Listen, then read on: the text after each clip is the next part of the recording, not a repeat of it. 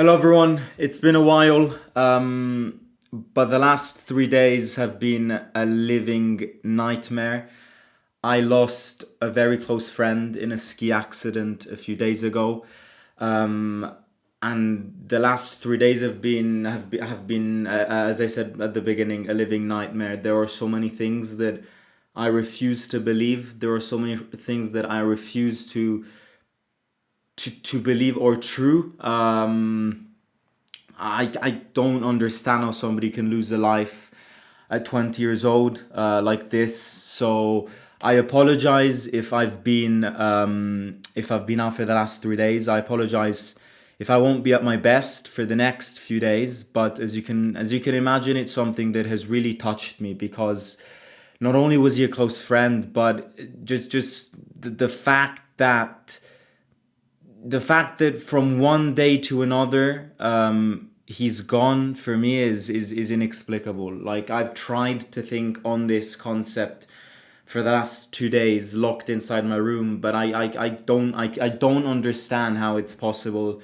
I don't understand how it's possible to go from literally the day before we were planning our Erasmus together. We were speaking about this game together because he was a Milan fan, and then the next day he's gone. So I apologize for everything, but I hope that you guys will understand. I didn't even want to go live today, but it's also a way to distract myself from this. It's a way to look at what's next. And we've got a big game tomorrow. Tomorrow is a very big game. We're coming from a very, very, very important win in the Europa League against Stuttgart, which I did not have a chance to speak about. But yeah, you'll understand. It was I didn't even watch the game for obvious reasons. But tomorrow is a very important test. Tomorrow is a very, very, very, very, very important game, important setup against a very important team, and we will speak about it today. But yeah, look, it's the last 3 days have been, as I've said for the third time today, a living nightmare, a living nightmare. You know what it is. I think I'm sorry if you're here for the game. I know, but I can't not speak about this because he was a very close friend. The thing which everyone will say to you, but I'm in a position to repeat this to you.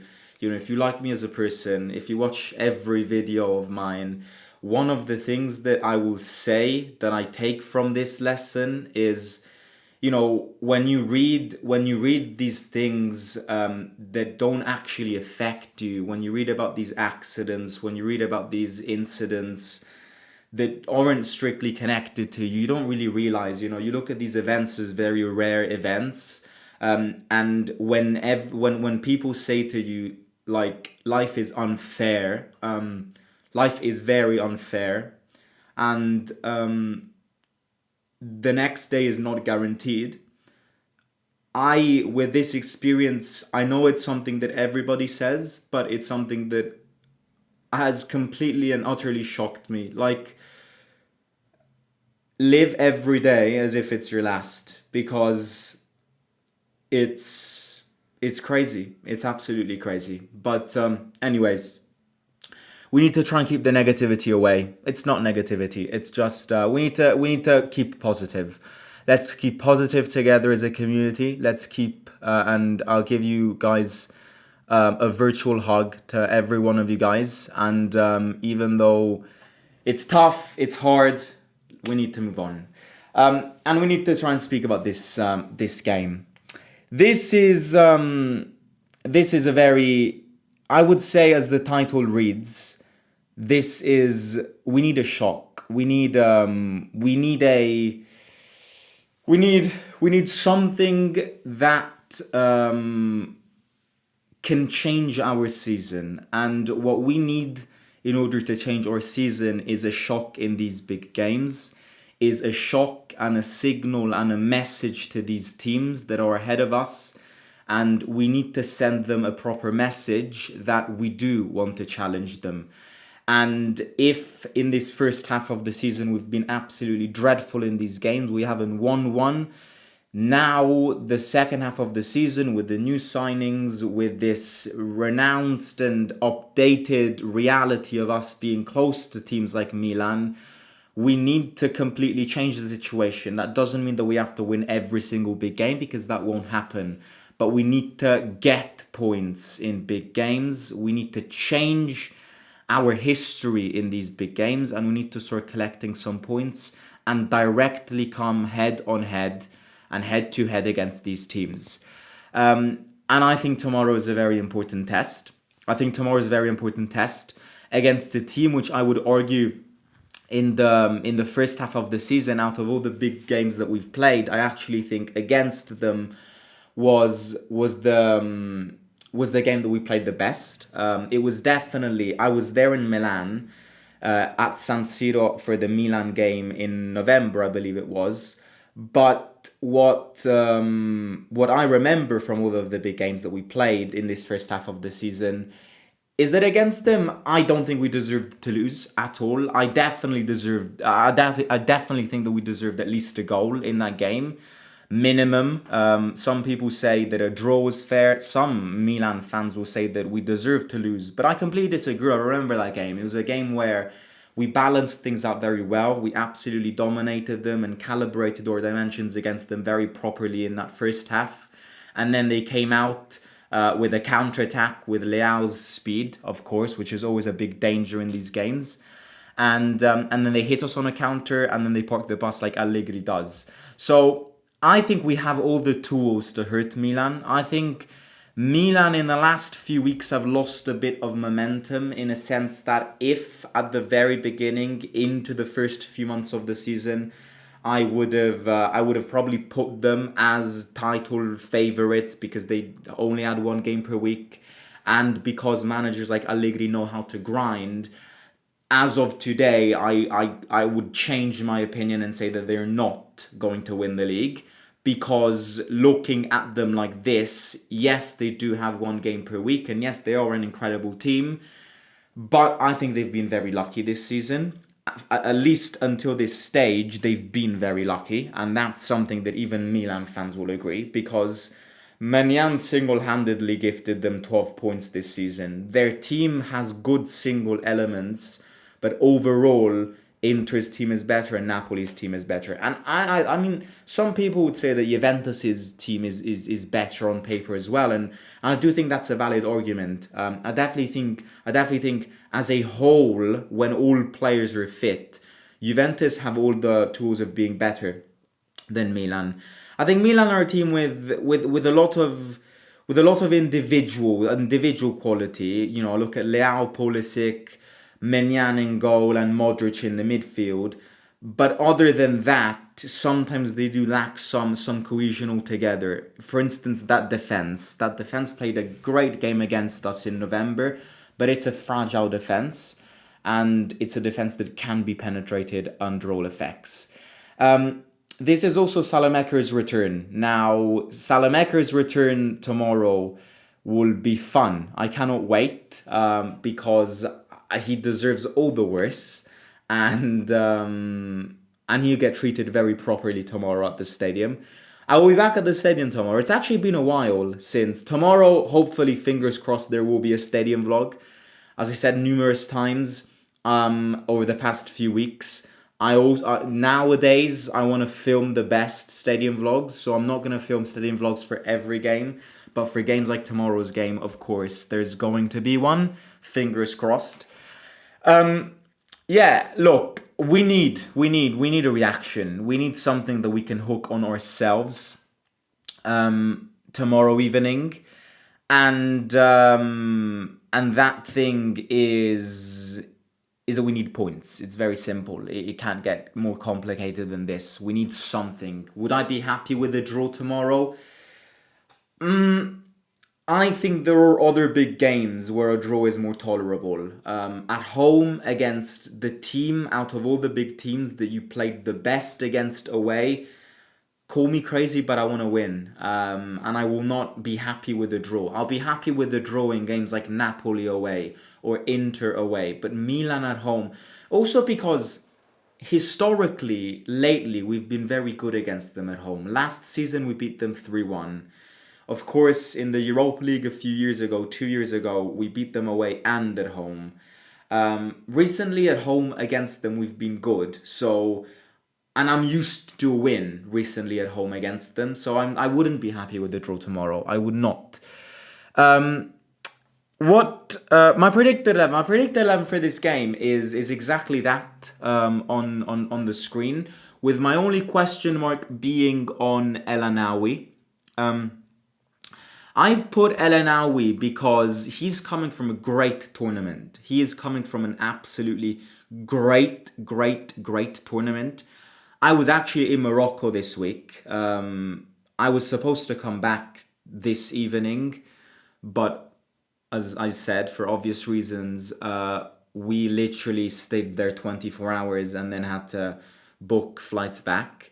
So I spent like 24 hours in Marrakesh, and with the few interactions that I had with some Moroccans, and I telling them that I was a Roma fan, they said El Anawi, El Anawi. A lot of Moroccans have been impressed with this guy. He's coming from a very good tournament. He's coming from an incredible tournament, which of course we all know how it ended with that Brahim Diaz Panenka kick, which, by the way, a lot of Moroccans say that he did it on purpose. And I don't know whether I think he did it on purpose. I think look, if you want to miss it on purpose, I don't think you hit a Panenka. And number two, I do think he did it on purpose, because that clip that everyone is looking at with the Senegalese players not celebrating, that also doesn't make sense. Like, if you save a penalty and know that it's deliberately saved because he missed it and you had no agreement around it, and it's like the 110th minute, if you don't celebrate, then you're crazy. So I think there are arguments for and against the fact that he missed it on purpose. But Morocco was good. If there are any Moroccans watching this, I definitely want to be back because I didn't spend enough time. But the little that I saw, it was very fun. And the tea, that mint tea that they offer you, that they pour like that. I have a video of me pouring it, and it's an absolute mess. I spilled it all out. That tea is amazing. If anyone is Moroccan and want to send me some tea, it will be much appreciated. But no, going back to the game, back to predicted 11, I put El Anawi because he's coming from a very good month of AFCON. Like, he's played a lot. He's ready to play. He's in that rhythm. Now, I'm not saying that this is the same game as a hypothetical AFCON game, but you get the point. He's been playing a lot, and he's been making the difference a lot. And he's living a very good momentum period that I think it's fair to start him immediately tomorrow. In defense, Mancini, I was reading, had a little problem in the Stuttgart game, which I didn't see. But a lot of sources are saying that he's back. So Mancini and Ndika with Gilardi next to them. Of course, Hermoso is out for the next month, 3 weeks to a month. I've read comments and people said that Gilardi played a very good game on Thursday. And I feel like as of today, he's, I think, leading the race against Ziokowski at the moment. So I think Gilardi starts. In the middle, I think Celik and Wesley on the flanks with Kone and El Anawi in the middle. I would not be surprised at all if Cristante starts, but I do want to see El Anawi get it in. And then in attack, I think Matti, Paolo, who played another very good game. Again, I didn't watch it, but from what people said and from the little TikToks movements that I saw from Dybala, he played a very good game, and he's getting that consistency and momentum, let's not jinx it, back in him. And when he is that, he still makes the difference. He's never that. My point with Dybala is that he's never that, or at least he's very rarely that these days. But when he is that, and when he reaches those levels, he still makes the difference. Matti next to him and Donny up front. Can he gift us the first win against the big teams this season, against the big lot this season?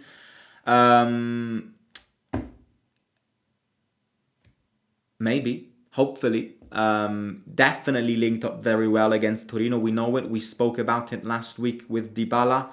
My only thing is, I'm not sure if Matti and Paolo will start together, because part of me still thinks that Dybala and Sule together aren't as good. Because I still think Dybala works best on Sule's side, and whoever you put of the two on the other side, I don't think performs well. So part of me sees a potential trio of Dybala, Pellegrini and Milan. I mean, part of me would even argue that Pizzilli can start this game up front next to Dybala and behind Donny Malen. But I just feel like, Sule is also has been this season one of our key players. So yeah, look, I think that's going to be the predicted 11. I was reading some comments from Allegri's press conference, and he apparently said Leao was not 100% fit, which I wasn't aware. Of course, look, you know what I think about Leao. I don't change my stance on Leao. I know that every single Milan fan has mocked me when we lost against them in November after what I said about Leao in the preview. I think Leao is a player who is massively overrated. I say this every time we play against them. This is not me trying to jinx it, really. Like, in fact, I've lost all the jinx power because Leao plays his game of his life against us every single time. But I feel like I'm not saying he's a bad player, but he's a speed merchant. And I always say the same thing. Ever since I started this YouTube channel and prepared for a game against them, I say in every match preview, if you leave him space, he's gonna kill you. But that's exactly what you don't have to do. If you know that medicine is poisonous and it will kill you, you don't take that medicine. That's the same thing with Leao. If you don't take that medicine, it's fine. It won't do anything to you. But if you take that medicine and you know that it's poisonous, you will die. And that's the same thing with Leao. If you leave him space, he will kill you. If you don't leave him space, he'll do nothing. That's who Leao is.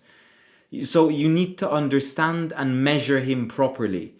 Because if you want Leao to kill you, then it's like inviting him to kill you.